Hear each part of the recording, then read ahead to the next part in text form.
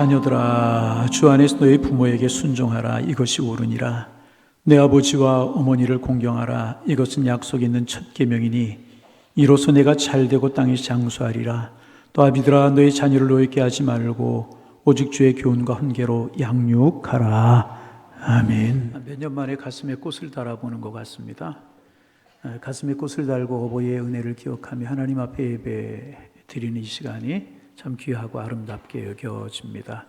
부디 여러분 주님 안에서 행복하시고요, 여러분의 가정이 복되시고요, 대대손손 신앙의 명문가를 이뤄가는 행복한 가정 이루며 살아가시기를 주님의 이름으로 축복합니다. 이 얘기를 해야 될까 말아야 될까 하다가 좀 말씀을 드려요. 영국의 여왕이 몽고의 어느 왕에게 강아지 한 마리를 선물했답니다. 나중에 이 왕을 다시 만난 자리에서 여왕이 강아지 안부를 물었답니다. 그 강아지 잘 있습니까? 그랬더니 몽고의 왕이 대답하기를, 예, 그 강아지 맛있게 잘 먹었습니다. 그 일로 한국의 외교가 끝나버리고 말았다 그래요. 얼마나 우리 선화 사람들도 개를 좋아하는지. 서양 이야기가 아니잖아요. 강아지 옷에 입히고 침대에 베개까지, 심지어 미장원에 목욕탕에 병원에 데리고까지 영양제까지 마친다고 그래요. 얼마 전까지만 해도 지독한 욕설마다 개가 등장했던 것들이 우리들의 문화였잖아요. 많이 변했다. 참 시대가 많이 변했다, 그런 생각을 하게 되는데, 그러나 이제 개를 아끼는 분들의 대답은 한결같습니다. 개는 절대로 은혜를 잊지 않습니다. 강아지는 배신하는 법이 없습니다. 그러고 보면 사람이 강아지보다 나을 것도 없지 않은가 하는 생각도 해보게 됩니다.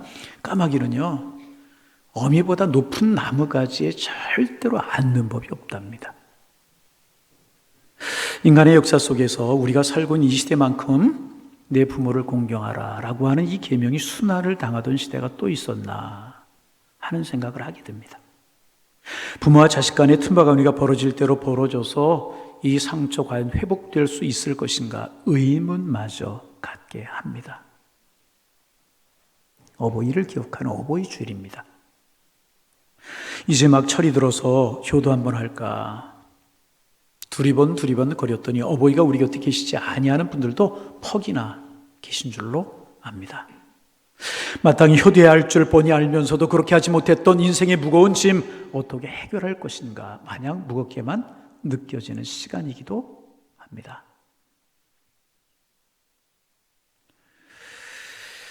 어느 딸이 어머니를 그리워하며 푸념같이 쓴 글이 하나가 있습니다. 늦은 저녁 팔다 남은 고등어가 밥상에 오를 때면 철없는 투정으로 숟가락을 팽개쳤고, 힘들게 생선 팔아 초등학교에 보내주실 때도 학병금 사라 쥐어주신 돈에서 생선 냄새가 난다며 뿌리치고 말았습니다. 지금만 생각하면 그때 왜 그리도 철이 없었는지요. 일한다는 것은 아름다운 것이라는 깨달은 지금 시장에서 고생하시는 분들을 보면 왠지 낯설지가 않습니다. 그 얼굴 사이에 어머니의 모습이 있는 것 같아 머리라도 조아리고 싶어지지만 이제 어머님은 그 어디에도 계시지를 않습니다. 그 옛날로 돌아가 어머니께 용서를 빌 수 있다면 얼마나 좋을까요? 어머니 죄송합니다. 이런 글입니다. 주기철 목사님, 감옥에 매 맞으며 살이 찢기고 피가 터지는 고통 속에서 자기 육신이 아픈 것보다 더 큰 아픔이 있었습니다. 노부모님께 효도를 못하는 것이었습니다. 그래서 그는 옥중에서 엎드려 눈물 뿌려 하나님 앞에 기도합니다. 내 어머니 나를 낳아 애지중지 키우신 은혜 태산같이 높습니다. 어머님을 봉양하지 못하고 잡혀다니는 불효자의 신세가 되고 보니 어머니 생각이 더욱더 간절합니다. 내 어머님은 나를 금조옥엽으로 길러주셨는데 이 몸은 남의 발길에 차이고 매맞아 상하니 어머니 가슴이 얼마나 아프실까. 춘풍춘 후 비바람이 옥문곁 뿌릴 때, 고요한 달빛에 철장이 세워질 때 어머니 생각 간절하여 눈물 뿌려 기도합니다. 가여운 내 어머니, 무소불능하신 주님께 맡기고 불효자는 주님과 신기를 순교자의 길을 가렵니다. 연약한 나를 붙드소서. 80이 넘으신 내 어머니 자비하신 주님 손에 부탁드립니다. 여러분, 부모를 공경하지 않아도 될 만한 구실은 있을 수 없습니다. 어떤 여건과 이유도 심지어 신앙적이고 종교적인 이유라도 구실은 될 수가 없습니다.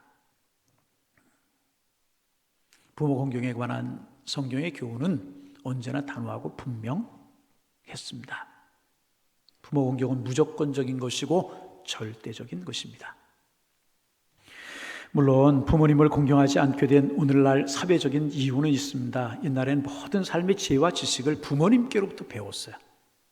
처음부터 끝까지 부모님은 스승이었습니다. 그러나 오늘 어떻습니까? 지식은 급증하고 사회는 급변해 갑니다. 모든 지식을 밖으로부터 배우고 늙은 부모는 이를 따라갈 수가 없습니다. 오히려 부모님들이 자식에게 배워야 됩니다. 기술도 그렇잖아요. 옛날엔 목수의 아버지로부터 목공일을 배워 목수가 되고 부모님께 농사일을 배워 농부가 되었습니다.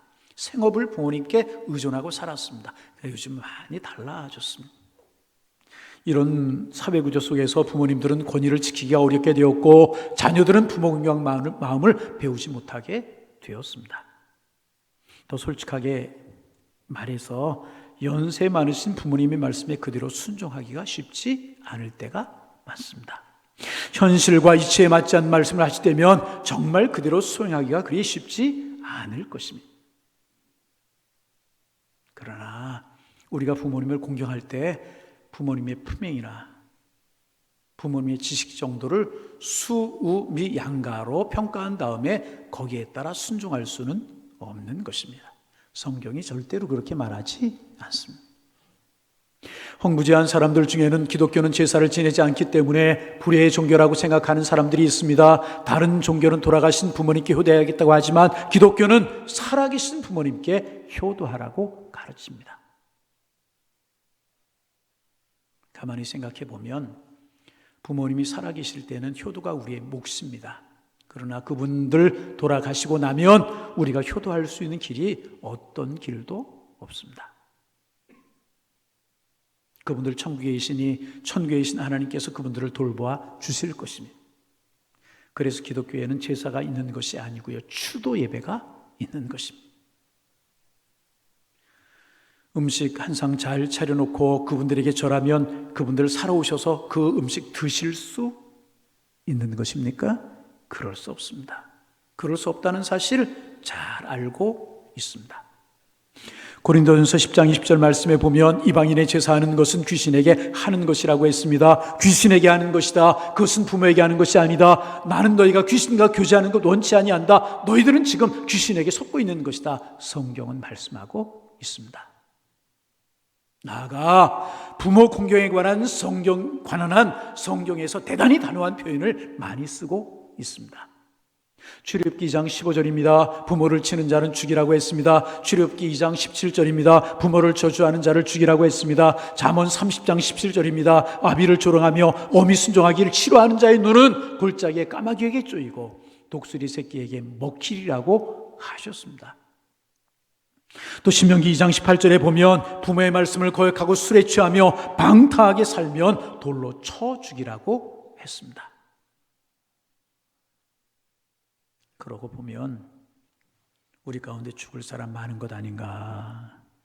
돌에 맞아 죽을 사람도 많고 까마귀의 눈이 쪼일 사람도 많은 것 아닌가 하는 생각이 듭니다.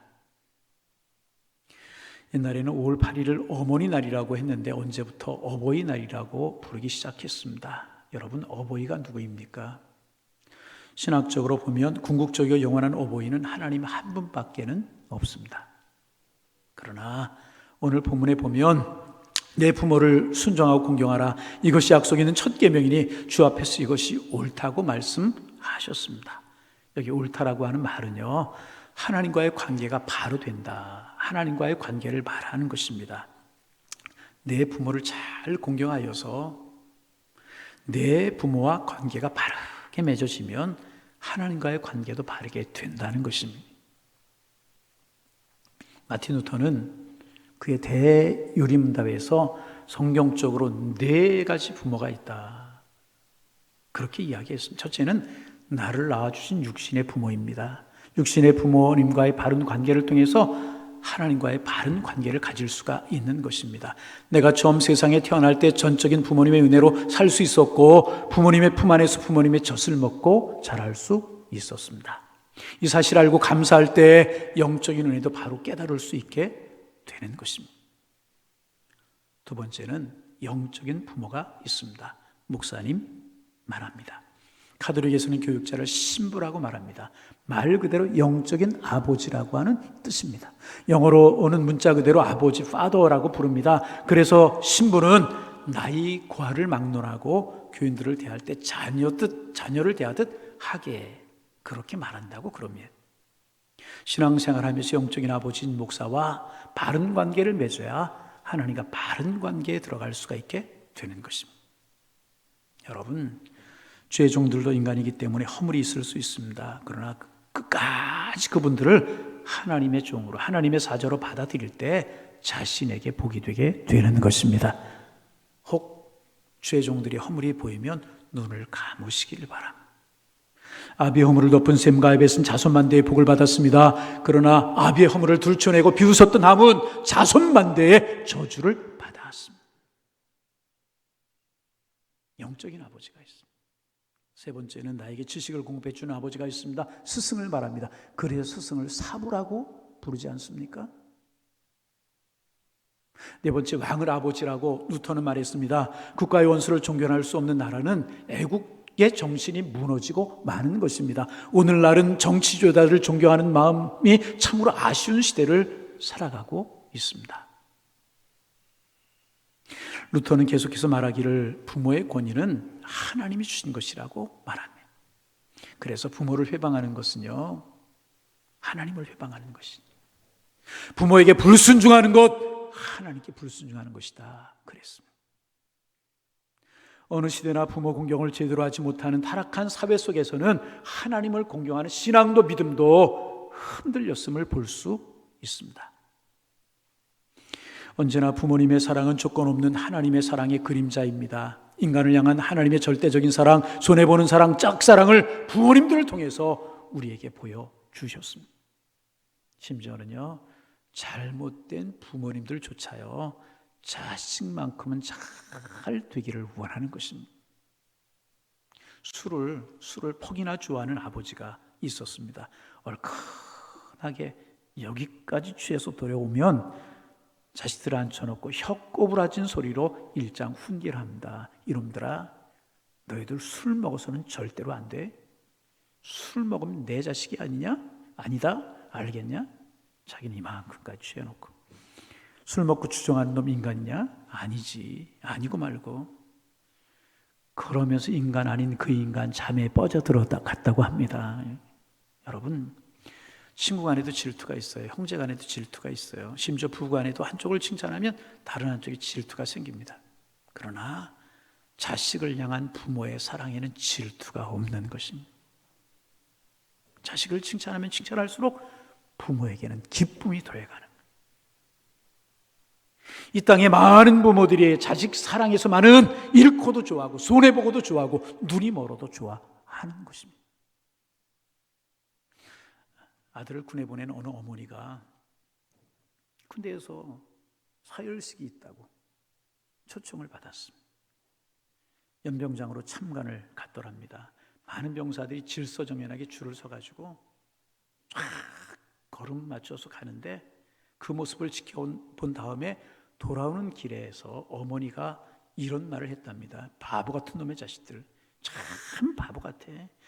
발을 하나도 못 맞춰. 발이 맞는 놈은 내 아들 하나뿐이야. 여러분, 누가 틀리고 누가 맞은 거예요? 근데 어머니의 눈에는 자기 아들이 맞은 거예요. 자기 아들밖에는 아무도 안 보이는 어머니만이 할 수 있는 말 아니겠습니까? 자기 아들밖에는 아무것도 보이지 않는 어머니의 눈, 이 눈 아니겠습니까? 일본 신화에 그런 이야기가 있다고 그러죠. 어떤 어머니가 청상이 되었어요. 이 아들 금이야오기야 길러서 청년이 되었어요. 이 청년이 애인을 사귀게 되었는데 애인이 그만 병들어 죽게 되어버리고 말았습니다. 의사가 진찰한 결과 사람의 생간을 먹이면 낫는다고 하니까 이 청년이 늙으신 어머니에게로 달려가서 어머니의 간을 꺼내서 자기 애기인에게로 달려갑니다.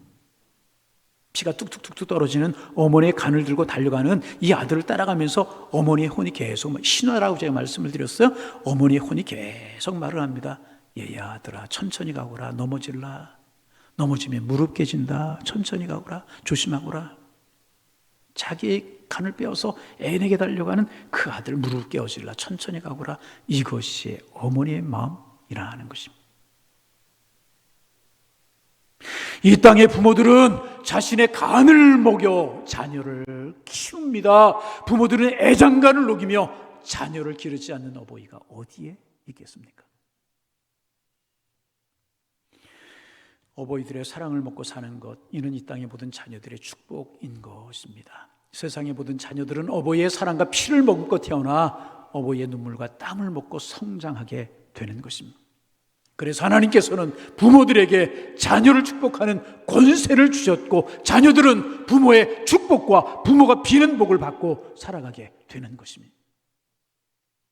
성경에 보면 아브라함이 이삭을 축복해 이삭이 야곱을 축복했습니다. 야곱은 그의 12 아들들에게 하나하나 손을 얹어서 복을 빌었습니다. 어버이된 여러분은 여러분의 자녀들을 축복하고 있으십니까? 어버이된 여러분의 삶은, 우리의 언어 생활은 내 자식들이 복을 받을 만한 그런 언어 생활을 하고 있습니까? 아는 듯 모르는 듯 행여나 그동안 저주하는 인생을 살고 있지는 아니하셨습니까? 해마다 한 번 지낸 어버이 주일을 오늘 우리는 보내고 있습니다. 이 날이 되면 부끄러움이 그지없습니다. 할 일을 다 하지 못하고 살았다는 죄책감이 듭니다. 부모 자식 간의 관계란 참으로 귀한 관계이면서도 무거운 책임이 따르는 관계가 부모 자식 간의 관계인 것입니다. 세상 사람 가운데 부모로서 책임을 다했다고 자신할 사람 누가 있겠으며, 세상을 살아가는 사람들 중에서 자식으로서의 임무를 다했다고 말할 수 있는 사람 누가 있겠습니까? 그래, 심리학자들의 말을 빌리면 자식은 부모로부터 가장 많은 상처를 받고 살게 돼 있답니다. 또 부모는 자식으로부터 가장 많은 상처를 받고 살아간다는 것입니다. 그래서 율법대로 본다면 돌에 맞지 않을 사람이 누가 있으며 온전히 생명이 붙어 있을 사람 누가 있겠습니까? 이 문제를 가지고 고민하던 어느 날 그야말로 은혜를 발견하게 되었습니다. 은혜를 발견하게. 예수님께서 이 땅에 오셔서 수많은 사역을 행하셨지만 병도 고치시고 풍랑도 잔잔케 하시고 오병이에 먹이시고 말씀도 전하시고 귀신도 쫓아내 죽은 사람 살렸지만 수많은 사역을 행하셨지만 그 가운데 가장 귀하고 귀한 사역 하나가 있는데 무엇인가? 하나님을 우리에게 아버지로 가르쳐 주신 것이다. 그 하나님을 향하여 내 아버지로라고 부를 수 있도록 가르쳐 주신 것이 귀한 사역이라고 하는 사실을 깨닫게 되었습니다. 그래서 예수님은 하나님 앞에 우리 모두가 효자가 되는 길을 가르쳐 주셨습니다. 예수께서 세례 받으시고 물에서 올라오실 때 하늘 문이 열리고 하나님의 음성이 들려왔습니다. 이는 내 사랑하는 아들이요 내 기뻐하는 자라. 우리도 내 부모님께로부터 이 음성 듣고 살아야 되는 것입니다. 이것이 하나님의 뜻인 것입니다. 성경에는 부모님 위에 최대의 효를 이룬 모리아산의 사건이 기록되어 있습니다. 여러분 아시는 것처럼 아브라함이 그 아들 이삭을 번제로 드리기 위해서, 그 아들을 박을 떠서 하나님 앞에 불을 태워 번제로 드리기 위해서 모리아산으로 올라갑니다. 이삭이 묻습니다. 아버지, 불가나무는 여기에 있거니와 번제할 어린 양은 어디에 있습니까? 찢어지고 무너지는 가슴을 추스리고 아브라함 이삭을 꽁꽁 묶고 번제단 위에 올려놓습니다.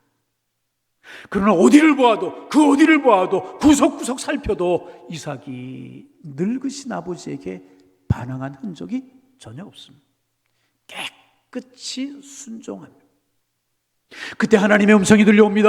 아브라함아, 내 아들 이삭이 손대지 말라. 내가 하나님을 경외하는 줄 알았노라. 모리아산에서 있었던 이 사건은요, 효도의 극치를 보여주는 사건이었습니다.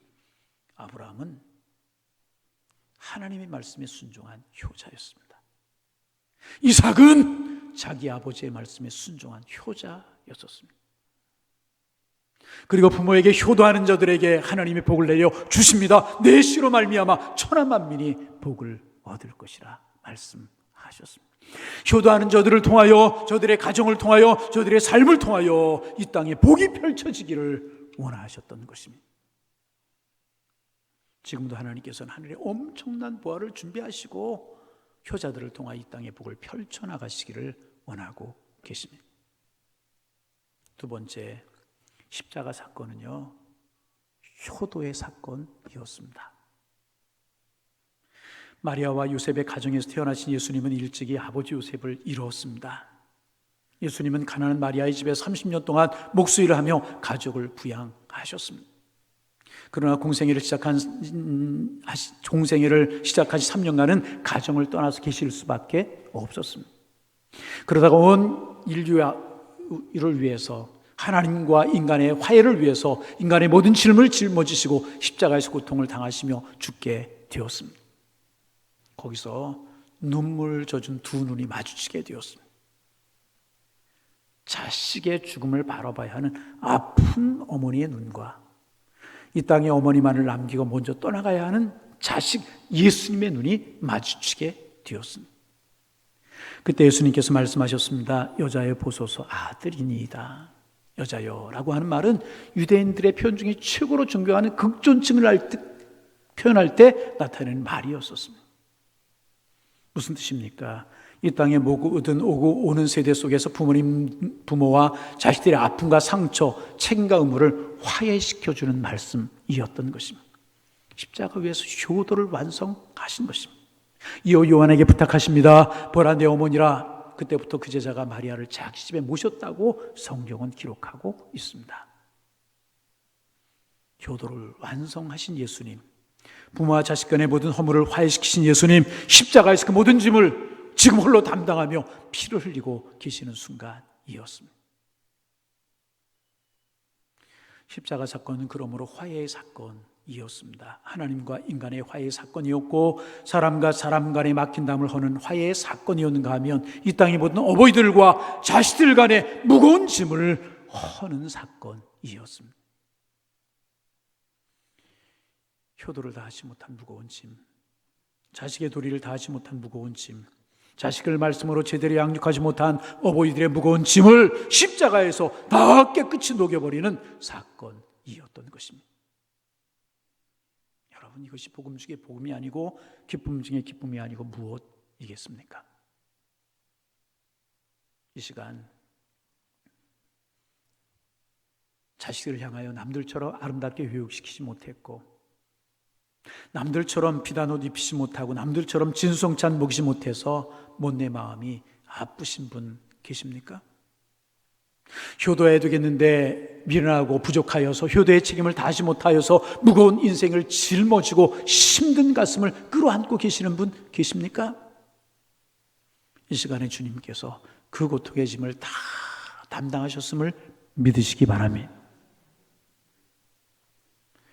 이제는 내 가족 용서할 수 없어서, 내 가족 용서할 수 없어서 가까운 사람 용서하지 못하고 내가 누구를 용서하고 살겠는가, 아픈 마음을 가지고 나오신 분 계십니까?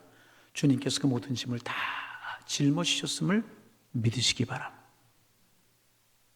이제는 그 능력으로 우리도 용서할 수 있게 된 것이고 이제는 내 자식 주님 앞에 맡길 수 있게 된 것입니다. 이제는 어버이에게 효도할 수 있는 능력을 부여받으셨음을 믿으시기 바랍니다. 이 땅의 모든 자녀들아 내 부모를 공경하라 말씀하셨습니다. 여러분, 공경이라고 하는 것은 긍휼이나 동정이 아닌 것입니다. 불쌍히 여기는 마음이 아닌 것입니다. 부모를 무겁게 여기라는 것입니다. 우러러 받들라는 것입니다. 존경하며 사랑하라는 것입니다. 그분의 자녀가 된 것을 자랑스럽게 여기고 그분의 자녀가 된 것을 긍지로 여기고 부끄럽게 여기지 않는 마음이 공경인 것입니다. 그래서 부모 공경의 깊이만큼 은혜를 받게 되는 것입니다. 탈무드에 보면 이런 이야기가 있습니다. 사람들에게 많은 존경을 받던 랍비 중에 요시아라고 하는 랍비가 있었습니다. 이 랍비가 어느 날 꿈을 꾸었습니다. 주님께 칭찬의 말씀을 들려주셨습니다. 요시아야, 온 백성들에게, 모든 백성들에게 존경을 받았으니 하나님 나라에서도 존귀한 자리를 차지하게 될 것이다. 그런데 그 다음에 하시는 말씀이 이랬습니다. 그러나 너는 푸주간 주인인 레네스라고 하는 사람 다음 가는 자리를 차지하게 될 것이다 라고 하는 주님의 음성을 듣게 되었습니다. 여러분, 푸주간 주인, 그 당시에는 경멸받는 직업이었는데 온 백성에게 존경을 받던 랍비가 푸주간 주인 다음 가는 자리라니, 도대체 그 사람이 누군가? 온 나라의 수소문에서 네네스라고 하는 푸주간 주인을 찾아냈습니다. 그리고 그 사람이 어떤 사람인가 알고 싶어서 제자들을 보내서 만나고 싶으니까 오라고, 만나고 싶으니까 좀 오라고 그랬더니 레네스라고 하는 푸주간 주인이 거절합니다. 그러자 요아스가 직접 찾아갔어요.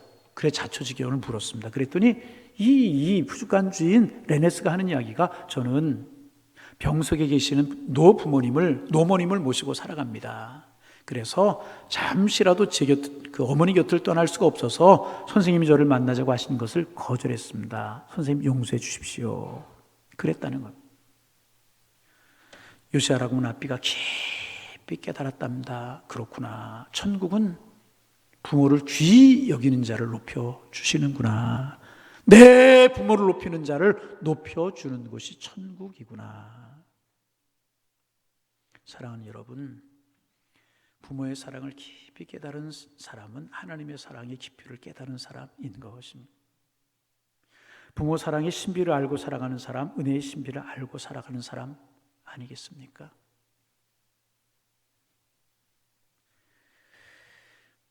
오늘 어버이 주일을 지내면서 주님 사랑하는 마음 여러분 마음속에 뜨거워지기를 소망합니다. 그래서 하나님 앞에 감사하고 다음으로 육신의 부모님께 감사할 수 있기를 바랍니다. 그래서 여러분의 가정에 하나님의 크신 사랑과 크신 복이 충만하시기를 주님의 이름으로 축원합니다. 축원합니다. 하나님, 부모 공경이 약속 있는 첫 계명이라고 말씀하셨지만 연약하고 부족합니다.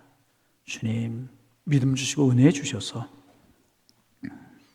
부모님의 사랑을 깨달아 하나님 사랑하고 하나님의 사랑을 깨달아 부모님을 사랑하고 공경할 수 있는 저희가 되게 도와주셔서 행복한 삶을 살아가는, 행복한 반열을 이어가는 축복이 저희들에게 있게 하여 주옵소서. 예수님의 이름으로 기도하옵나이다. 아멘.